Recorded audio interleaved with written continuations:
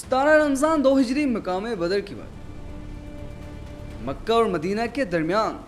آج ہم بات کریں گے اس جنگ کی جس نے اسلام کی تاریخ ہی بدل کر رکھ دی۔ کہانی شروع ہوتی ہے شام سے۔ ابو سفیان ایک ضخیم تجارتی قافلہ لے کر مکہ واپس آ رہا تھا۔ اس قافلے میں 50,000 سے زیادہ اشرفیاں تھیں، یعنی آج کے حساب سے کروڑوں روپے کی دولت۔ لیکن یہ دولت کہاں سے آئی اور یہ مسلمان لینا کیوں چاہتے تھے؟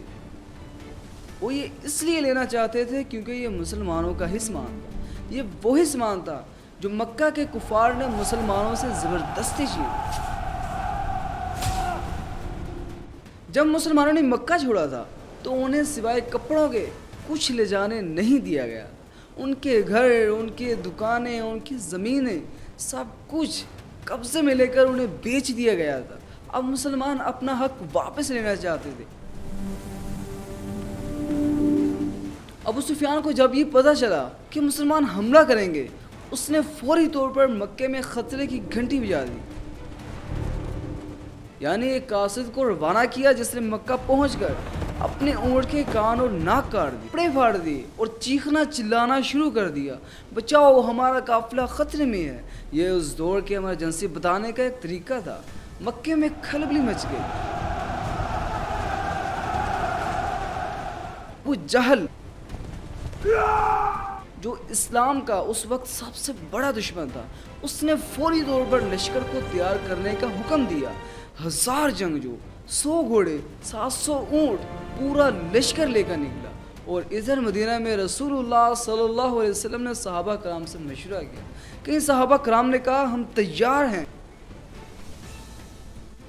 حضرت مقداد رضی اللہ تعالیٰ عنہ رسول اللہ صلی اللہ علیہ وسلم سے کہنے لگے، اے اللہ کے نبی، ہم آپ سے ہرگز وہ نہیں کہیں گے جو بنی اسرائیل نے حضرت موسیٰ علیہ السلام سے کہا کہ آپ اور آپ کا رب اکیلے جا کر لڑیں، بلکہ ہم آپ کے ساتھ ہیں۔ کل 313 مسلمان نکلے، جن میں سے 82 مہاجر اور 231 انصار تھے۔ ان کے پاس صرف 2 گھوڑے اور 70 اونٹ، یعنی ہر 3 آدمیوں کے پاس صرف 1 اونٹ۔ جب مسلمان بدر کے مقام پر پہنچے تو ایک صحابی حباب بن منذر رضی اللہ تعالیٰ عنہ رسول اللہ صلی اللہ علیہ وسلم سے سوال کرتے ہیں، یا رسول اللہ، کیا یہ جگہ اللہ تعالیٰ کی طرف سے ہے یا آپ کی رائے ہے؟ تو رسول اللہ صلی اللہ علیہ وسلم نے فرمایا، نہیں، یہ میری رائے ہے۔ انہوں نے تجویز دی کہ ہم آگے چل کر پانی کے قریب کیمپ لگائیں تاکہ ہمیں پانی ملتا رہے اور دشمن پیاسا رہے۔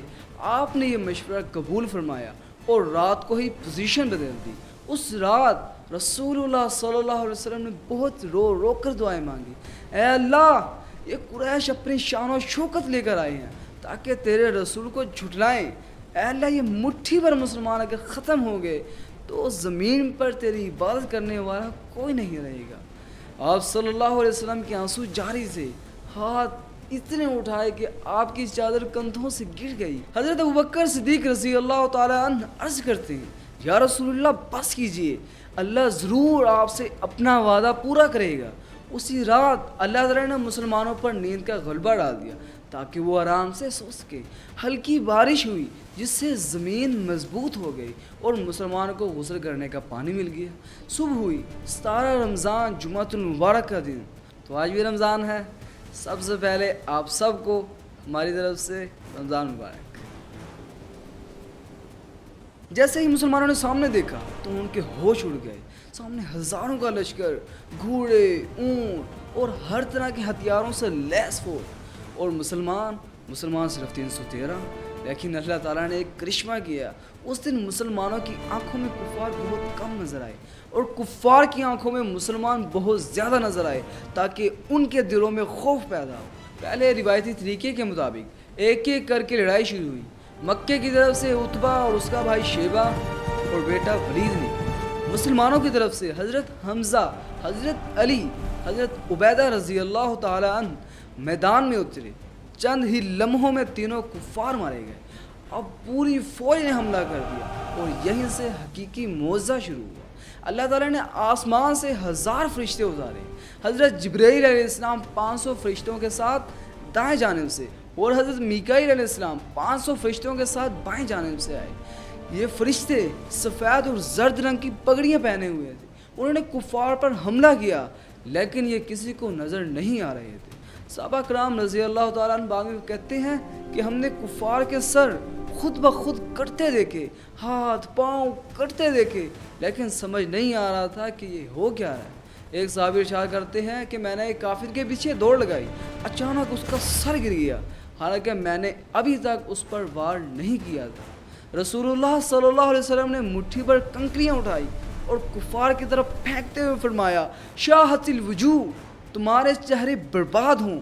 وہ مٹی ہر کافر کی آنکھوں میں پہنچ گئی۔ دو نوجوان صحابی حضرت معاذ اور حضرت معوذ، اس وقت ان کی عمریں 13 یا 14 سال تھی، حضرت عبد الرحمن بن عوف سے کہنے لگے، چچا ہمیں وہ ابو جہل دکھاؤ جو ہمارے نبی کو گالیاں دیتا ہے۔ حضرت عبد الرحمن بن عوف نے اشارہ کر کے بتایا وہ ابو جہل ہے۔ دونوں نوجوان شیروں کی طرح اس پر جھپٹے اور اسے زمین پر گرا دیا۔ حضرت عبداللہ بن مسعود جب ابو جہل کے پاس پہنچے تو وہ زخمی حالت میں پڑا تھا۔ حضرت عبداللہ بن مسعود نے اس کی گردن پر پاؤں رکھا۔ ابو جہل نے تکبر سے کہا، اے بکریاں چرانے والے، تو ایک بڑی اونچی جگہ چڑھ گیا ہے۔ پھر حضرت عبداللہ بن مسعود نے اسے قتل کر دیا اور اس کا سر نبی کریم صلی اللہ علیہ وسلم کی خدمت میں لے آیا۔ تب نبی کریم صلی اللہ علیہ وسلم نے 3 مرتبہ کہا اللہ اکبر، اور کہا ھذا فرعون ھذا الامہ، یہ اس امت کا فرعون ہے۔ اس میدان بدر میں 70 کفار مارے گئے، 70 قیدی بنے، 860 کفار جان بچا کر بھاگے۔ مسلمانوں میں سے صرف 14 شہید ہوئے، 313 نے 1000 کے لشکر کو شکست دی۔ یہ تھا جنگ بدر کا موضوع۔